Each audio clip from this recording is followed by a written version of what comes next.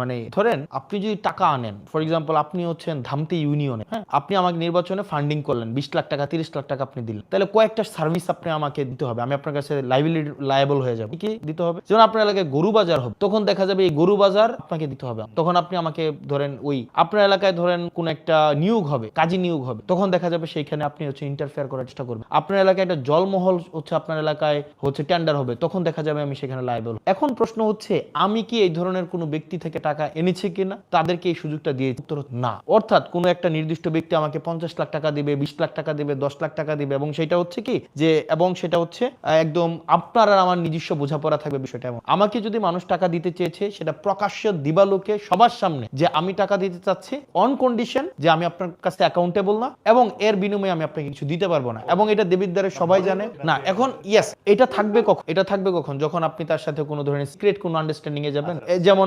প্রকাশ্যে। এবং এটা যে আমি আপনাকে টাকা দিবেন, এটা হচ্ছে যদি দিয়েছেন নির্বাচনে, এবং আমাদের একটা কমিটি ছিল, এবং এই টাকা আমরা সরাসরি কোনোভাবে ইয়া করি না। এবং আমরা বেশিরভাগ ক্ষেত্রে আমার নির্বাচনে যেটা করেছি, instead of receiving liquid money, আমরা বলেছি ওকে ফাইন, আপনি আপনার এলাকার দায়িত্ব নেন, আপনি আপনার এলাকার হয়তো ধরেন এই প্রোগ্রামটা করেছেন, ওখানে খাওয়ার দায়িত্ব দেন, অথবা এটার হচ্ছে ব্যানারটা করে দেন, অথবা চ্যাটগুলো দিয়ে দেন, সিম্পল। এখানে আমার ব্যক্তিগতভাবে বা আমার পার্টি ব্যক্তিগতভাবে ফ্রম ডে ওয়ান আমরা চেষ্টা করেছি রাজনীতিটাকে হচ্ছে আপনার টাকার বাইরে নিয়ে আসা। আদারওয়াইজ আমি যদি ধরেন টাকা নিতাম, তাহলে এখন কি হইতো? সামনে নির্বাচন আছে, আপনাকে আমার মনোনয়ন দিতে হইতো, গরু বাজার দিতে হইতো, আপনাকে আমার হচ্ছে জলমহল দিতে হইতো, আপনার বাড়ির রাস্তা পাকা করে দিতে হইতো, কাজী নিয়োগে আপনাকে প্রাধান্য দিতে হইতো। এখন দেবিদ্বারে সবাই জানে যে আমি কারো কাছে অ্যাকাউন্টেবল না, একজনের কাছেও না, কারণ আমি যেহেতু কারো কাছ থেকে টাকা নিয়ে নির্বাচন করি নাই। সুতরাং আবার টাকা নিয়ে যদি টাকা কেউ খরচ করে থাকে, আমি তাকে এমন কোনো মানে শর্ত দেই নাই, কমিটমেন্ট দেই নাই যে আপনি আমাকে টাকা খরচ করেন আমি আপনাকে ফেরত দেব।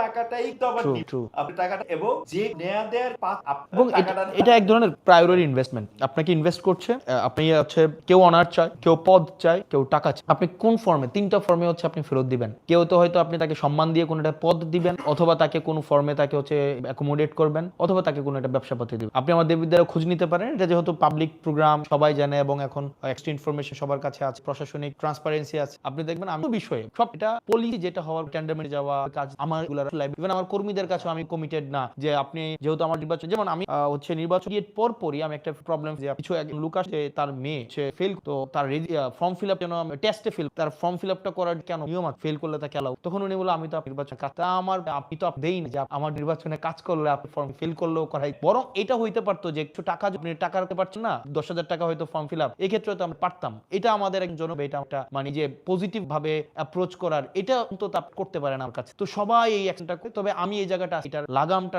জন্য যত পেক রাখবে আনফেয়ার। যেমন দিন আগে আমার এলাকায় একটা কাজী সবার একটা যে কাজী হয়তো আপনার দেখা যাবে বিভিন্ন দল থেকে আসে, কিন্তু আমরা আমাদের জায়গায় ডিজিট যে পরীক্ষায় ভালো, ভাইবাতে ভালো আমরা তাকে, তো ভাইবাতে যে ভালো করে কাজী নিয়োগের একটা বোর্ড থাকে, 5 জন বোর্ড, এখানে তারপরে সাবরেজিট থাকেন, এখানে তো আপনি যেটা বললেন এটা করতে পারেন। হ্যাঁ, হায়ারার্কি যেহেতু দেখেন স্বাভাবিকভাবে আপনার ওয়ারেন্ট আছে, আমি 30 জন ধরেন এখানে একজন আছেন, হ্যাঁ, স্বাভাবিকভাবে ওয়ারেন্ট নাই, তো এখানে ভাইবা বোর্ডে কে আছে, প্র্যাকটিসটা হচ্ছে প্র্যাক নাই, ট্রু, এটা অনেক বছর ধরে প্র্যাকটিস হয়ে আসছে, কারণ এটা হয়তো আমাদের আমি জাস্ট ক্লিয়ার করি, দেখা গিয়েছে যে আপনার স্বাভাবিকভাবে যেটা চাই স্বাভাবিকভাবে এটা হয়ে থাকে, কিন্তু আমি চাই না, কারণ এটা প্র্যাকটিস হওয়ার কথা, বা আদর্শ যে ক্যাপাবল তাকে পাবে, কারণ এটা সাবজেক্ট চেয়ারম্যান আমরা ওই ভাইবা বোর্ড যে সব তার কোনো সেই জায়গাতে, কারণ আমি কারো কাছে ইভেন আগামী বছর মানে ভোট নাও দেয়, যে অনেকে হয়তো ভাবলো হয়তো যে হয়তো সে হয়তো ভাবছে যে আগামী বছর না দিলে জনপ্রতিনিধি, এর মানে এই না যে আমার এক লাইবিলিটি আছে যে আমার নির্বাচনই হবে, আবার টাকা সবাই ধরেন আপনার কাছে আপনি যার বিষয়ে রাইট আছে সে মনে করে ব্যক্তি যে ভাব মেজরিটি মাইনরিটির সময় একটা মেজর একটা অংশ, আবার মাইনরিটি মানুষটা হওয়া মানে যে এটাই আবার তো ম্যাক্সিমাম মানুষ একটা রিয়েক্টিয়া যায়, এর মানে মাঝে মাঝে এমন হতে পারে রাইট ভাগ আমি কোশ্চেনটা কোশ্চেন সিরিয়াস প্রবলেম। প্রথম চাপ কে তার, কারণ এখানে তো হচ্ছে যখন জায়গায় নিয়ে যায় আপনি না ভাও না সেই জুটের এটা তো আমাদের রাজ্য, এখানে সরি আদর্শ, এখানে বিষয়টা হচ্ছে আমরা নারী কর্মস্থান তার সামগ্রিক অধিকার, যে আমরা ইভেন নারী ভোর একটা নারী একটা তার মতামত গ্রহণে তো এবং এখানে নারী নাগরিক একটা নারী, এবং অবশ্যই ইভেন আমরা আমাদের সমানভাবে স্বাস্থ্য কর্ম এই অধিকার নাগরিক এটা অর্থাৎ প্রথম আকারে নিজেকে প্রথমেই একটা মানে যে সুপিরিয়রের জায়গায় নিয়ে যান, এক্ষেত্রে আমরা এইটার সাথে আমরা অবশ্যই নারী যেই সেই থাকে। এখন ওই নারীদের আমরা অনেক শালীনতার তারপর সব, এখন এই শালীনতা এবং ভোতার এই আইডিয়াটা হচ্ছে স্বাভাবিকভাবে নিয়ন্ত্রণ করে দেয় ক্ষমতা। আপনার যদি ধরেন আমি একটু কনজারভেটিভ মাইন্ডের হই, আমার ক্ষমতা, আমি যদি ক্ষমতা একই সাথে সাথে ক্ষমতাবান হই, তখন আমার শালীনতা শালীনতার সংজ্ঞাও চেঞ্জ হয়ে যাবে, সভ্যতার সংজ্ঞাও চেঞ্জ হয়ে যাবে। তো সেজন্য আমরা মনে করি এই শালীনতা, সভ্যতা, ভব্যতা এগুলির সাথে যেহেতু ক্ষমতা সরাসরি হচ্ছে সম্পর্কিত, তা আমরা আমাদের জায়গা থেকে মনে করি নারী সে যেটাতে স্বাচ্ছন্দ্য বোধ করবে, তার কাছে শালীনতার সংজ্ঞা যেটা, তার কাছে সভ্যতার সংজ্ঞা যেটা, ভব্যতার সংজ্ঞা যেটা, সে এটা তার নিজের মতো করে ইন্টারপ্রেট করে সে সেভাবে বিচরণ করবে। এখন প্রশ্ন হচ্ছে এটা কে গ্রহণ করেছে বা কে করে নাই, এই অনুযায়ী যদি সে সিদ্ধান্ত নেয় সেটা তার ব্যক্তিগত। আরে ওর আপাত যাদের 4 লাখ 8 লাখ বাকি যা তার তোমার প্রশ্ন হচ্ছে এটা রাজনীতি দিয়ে সমাধান করা যায় কিনা। তোর হচ্ছে রাজনীতি ছাড়া এই নাগরিক সমস্যার সমাধান করার দ্বিতীয় কোনো উপায় নেই। এটার হচ্ছে আপনি একটা অথরিটেটিভ বা এটার হচ্ছে একটা মিলিটারি কোন স্টেমে এটার সমস্যার সমাধান করা বা অ্যাডহক ভিত্তিতে সমস্যার সমাধান করা। আপনি যে উদাহরণগুলো বলেছেন, যেমন কৃষির একটা কথা বললেন, ধরেন কৃষিতে এখন হচ্ছে আপনি যদি সারের দাম 1350 টাকা, টেকনিক্যালি মানে is there any issue you are facing? যেমন ধরেন এখন কৃষকের সার 1300 টাকা, এটা হচ্ছে কিনতে গেলে লাগে 1800 টাকা। এই মাঝখানে একটা মধ্যস্বত্বভোগী একটা তৈরি হয়েছে, সিন্ডিকেট তৈরি হয়েছে, সেটাকে সমাধান করার জন্য আপনার অবশ্যই রাজি। কিছুদিন আগে আপনার এসএসসি পরীক্ষার রেজাল্ট দিয়েছে। এখন এসএসসি পরীক্ষার রেজাল্টে দেখা গিয়েছে আমাদের একটা ঠিক আছে ফাইন, এসএসসি পরীক্ষাটা রেজাল্ট দিয়েছে, তো এসএসসি পরীক্ষাটা রেজাল্টে একটা উল্লেখযোগ্য সংখ্যক শিক্ষার্থী ভালো করেছে, একটা উল্লেখযোগ্য শিক্ষার্থী হচ্ছে খারাপ করেছে। এখন এই শিক্ষাক্ষেত্রের একটা ইতিবাচক পরিবর্তন আনার ক্ষেত্রে এটাও কিন্তু পলিসি রিলেটেড, এবং এই পলিসিটা কিন্তু রাজনৈতিকভাবেই গ্রহণ করা হয়। আপনি every problem coming up from the society comes with solution, and that comes from really politics. তার নাই বা তার আরো 6000 যায় প্রায়।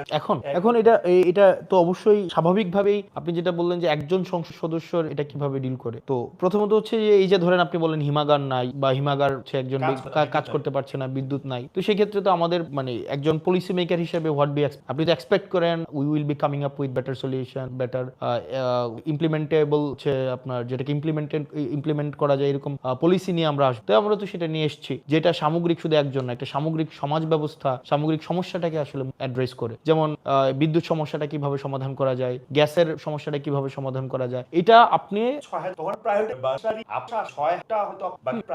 এলাকা ভিত্তিতে যেই সমস্যাগুলো বেশিরভাগ আসে সেই সমস্যাগুলোর সাথে একজন সরাসরি সম্পর্ক, মানে যেটা যদি বলি পলিসি জায়গা বাদে, যেমন সবচেয়ে বেশি সমস্যা আসে এলাকা থেকে মেডিকেল রিলেটেড, যেমন আমার হসপিটাল রিলেটেড ইকুইপমেন্টস এর প্রবলেম, ডাক্তারদের হচ্ছে আপনার দেখা যায় সংখ্যাগত সমস্যা, তাদের রোগীর তুলনায় সংখ্যা কম। তারপরে যে প্রবলেমটা আছে সেটা হচ্ছে রাস্তাঘাটের যে। তো আমি আমার জায়গা থেকে এই সমস্যাগুলোকে আমরা হচ্ছে ডিউ দেওয়ার মাধ্যমে আমরা সংশ্লিষ্ট মিনিস্ট্রিতে সেটাকে অবহিত করি যেন এইগুলো সমাধান করা হয়। এবং প্রায়োরিটি সেট করার ক্ষেত্রে স্বাভাবিকভাবে আমার প্রথম প্রায়োরিটি হচ্ছে আপনার হচ্ছে এই যে মেডিকেল ইস্যু, দ্বিতীয় প্রায়োরিটি হচ্ছে ইনফ্রাস্ট্রাকচার, তারপরে একই সাথে এডুকেশন। তো মোটা দাগে এই 3-4 ভাগে ভাগ করলেই মূল সমস্যাগুলো হয়ে যায়। তারপরে তো ব্যক্তিগত বিভিন্ন প্রবলেম থাকে, সেটাকে ব্যক্তিগত পর্যায়ে করতে হয়। সেটার আসলে কোনো এক ধরনের কোনো মানে একদম একটা ইউনিভার্সাল কোনো ফরম্যাট নাই বা ইউনিভার্সাল কোনো ট্যাবলেট নাই যে বা কোনো ওষুধ নাই যে এইটা দিয়ে 1 চামচ এরে 2 চামচ এরে দিয়ে এটা সমাধান করা যাবে।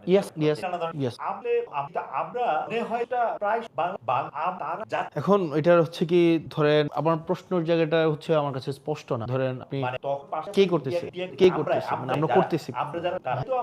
নাম্বার 1 হচ্ছে প্রথমত প্রশ্নটার মধ্যে যে আমরা খালুগুদের অত্যাচার করতে, এই যে একটা মানে ধরে নেওয়া যে প্রিজাম্পশন, এই যে প্রিজাম্পশন, এটা হচ্ছে যে মেজরিটি মাইনরিটির উপর অত্যাচার করেছে, এটার সাথে আমি এটার সাথে আমি করি না। কারণ আপনি যদি দেখেন ইভেন সবচেয়ে মেজর ইভেন্ট একদম রিসেন্ট পাস্টে যে মেজর ইভেন্ট হয়েছে 2024-এ, এবং সেই ক্ষেত্রে অনেকেই একটা বড় একটা অংশ তারা অ্যাসোসিয়েট করে যে হচ্ছে এখানের মাইনরিটি কমিউনিটি হচ্ছে একদম ইন্ডিয়াকে বেনিফিটেড করার জন্য ফেসিলিটেট করার আওয়ামী লীগকে সময় হচ্ছে আওয়ামী লীগের থ্রুতে সেটা করে। এই ফ্রেমিং এস্টাবলিশ থাকার পরেও আপনি দেখবেন যে 2024 রিসেন্ট পাস্টেও এই ঘটনার পরেও জুলাই প্রেজিং এর পরেও মাইনরিটিকে প্রোটেক্ট করার জন্য বাংলাদেশের প্রত্যেকটা জায়গায় যথেষ্ট পরিমাণ হচ্ছে প্রোটেক্টিভ শিল্ড নেওয়া হয়েছে, এবং এটা কোনো স্টেট পর্যায় থেকে নেওয়া হয়েছে, সামাজিকভাবে নেওয়া হয়েছে। আপনি সামাজিকভাবে যথেষ্ট পরিমাণ প্রোটেকশন যথেষ্টভাবে বাংলাদেশ যে কোনো পর্যায়ে আপনি যান আছে। এখন আপনি যদি বলেন ফিয়ার ফ্যাক্টর এখানে যদি কাজ করা হয়, আমি মনে করি আমার জায়গা থেকে আমার এক্সপিরিয়েন্স থেকে আমাদের ডোমেস্টিক কোনো ফিয়ার ফ্যাক্টর তৈরি করা হয় নাই মাইনরিটিদেরকে দেশ ছেড়ে চলে যাওয়ার জন্য, বরং এক্ষেত্রে হচ্ছে একটা এক্সটার্নাল ফিয়ার ফ্যাক্টর তৈরি করা হয়েছে। এবং এটা হচ্ছে আপনি দেখবেন আওয়ামী লীগ সবসময় এর ফিয়ার ফ্যাক্টরটা তৈরি করেছে মাইনরিটি কেবলমাত্র আওয়ামী লীগের নিরাপদ না। এটা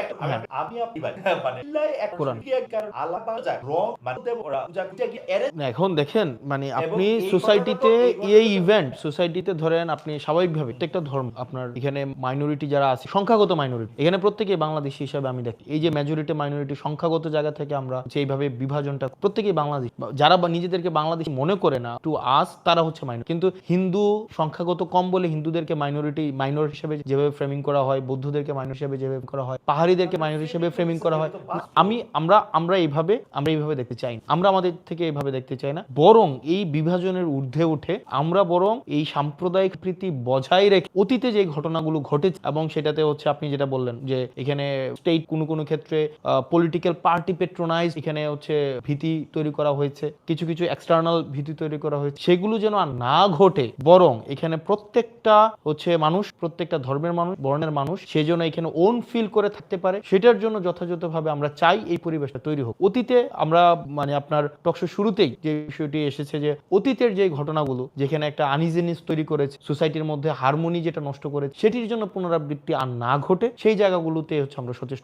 আরেকবার ওর কথা ও বলতে ওকে আসি কান্দরুন মানে আপনার কোথাও নাই না এখন কোন জায়গায় আপনি এই অ্যাক্টিভিটিগুলোর মানে এই অ্যাক্টিভিটিগুলোর অ্যাডভোকেট হিসেবে কি আপনি আমাদেরকে মানে ভাবছেন নাকি? আমি ওকে লেটস ইয়েস এটা কিভাবে আপনি উল্টাটা আপনি তো আপনি প্রস্তুত করেন নো অফ কোর্স নট এবং এটাকে আমরা কোনোভাবে এন্ডোর্স করি না। ওকে ফাইন, প্রথমত হচ্ছে এটা যেটা হয়েছে যে ল এন্ড অর্ডার সিচুয়েশন না থাকার, ল এন্ড অর্ডার খারাপ হওয়ার হচ্ছে ফলাফল হিসেবে আমরা এই সোসাইটিতে এই প্রবলেম দেখেছি। ল এন্ড অর্ডার সিচুয়েশন এখানে যখন নাগরিক মনে করবে যে আমি আমার একটা অপকর্মের জন্য আমার শাস্তির মুখোমুখি হতে হবে না, যখন এই ধরনের এক ধরনের পরিবেশ তৈরি হবে তখন হচ্ছে এই ঘটনাগুলো ঘটবে। তো সেই জায়গা থেকে আমরা ল এন্ড অর্ডার সিচুয়েশন, নির্বাচিত সরকার এসছে, আপনার একটা সিভিল সোসাইটি হচ্ছে পেট্রোনাইজ একটা গভর্নমেন্ট আমরা দেখেছি, ইন্টারিম গভর্নমেন্টটা যেটা। তো আমরা ল এন্ড অর্ডার সিচুয়েশনটাকে যত আইডিয়াল আমরা করতে পারবো, এই ধরনের ইস্যুগুলোকে আমরা হচ্ছে অ্যাড্রেস করা আমাদের তত বেশি সহজ হবে। এবং দিন শেষে এই যে মেজরিটি মাইনরিটির এই ফ্রেমে আসলে যদি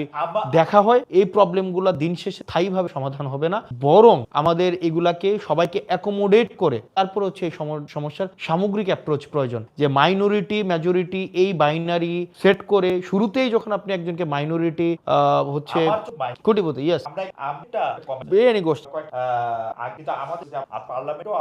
না, এখানে আমরা সবাই সরব ইন ডিফারেন্ট ফর্ম, পলিসি নিয়ে কাজ করছি, এখানে হচ্ছে নিজেকে প্রস্তুত করছি, এখানে আমাদের কাজ তো কম্পার্টমেন্টাল। তো সবাই আমরা জুলাই পদযাত্রা আমরা সারা দেশব্যাপী গিয়ে সরব ইন ডিফারেন্ট। এখানে হচ্ছে প্রথমত হচ্ছে আমি যেহেতু এখানে বাদ দেওয়া না দেওয়া এই জায়গাগুলোতে এই আলাপগুলো আমার কাছে এটা অপলাপ মনে হয়, কারণ তখনকার প্রয়োজনীয়তার ভিত্তিতে, তখনকার সামগ্রিক প্রয়োজনীয়তার ভিত্তিতে যারা বেশি মনে হয়েছে যে পলিটিক্যাল, যারা বেশি পলিটিক্যালি কন্ট্রিবিউট করতে পারবে বা সামগ্রিক ব্যবস্থাপনার সাথে যারা সবচেয়ে বেশি সংযুক্ত, তাদেরকে নেওয়া হয়েছে। এটার সাথে আমি আসলে ওই অর্থে মানে কোনো ধরনের মানে সমস্যা সুবিধা অসুবিধাভাবে মানে প্রয়োজন বোধ করি।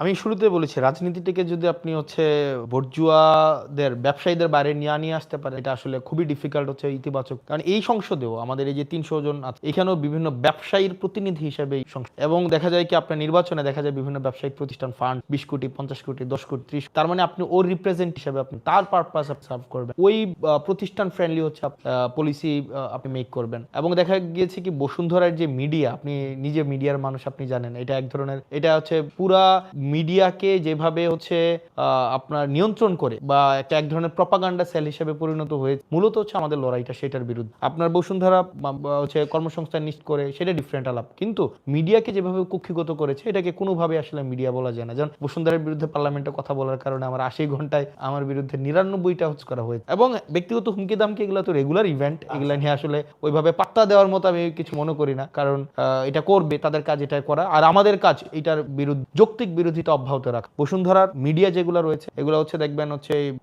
এই বসুন্ধরার ভূমি দখলের বিরুদ্ধে কথা বলবে না, ধর্ষণের বিরুদ্ধে কথা বলবে না। তো এটা আমরা আমাদের জায়গা থেকে কথা বলবো। আপনাকেও ধন্যবাদ এবং দর্শকদের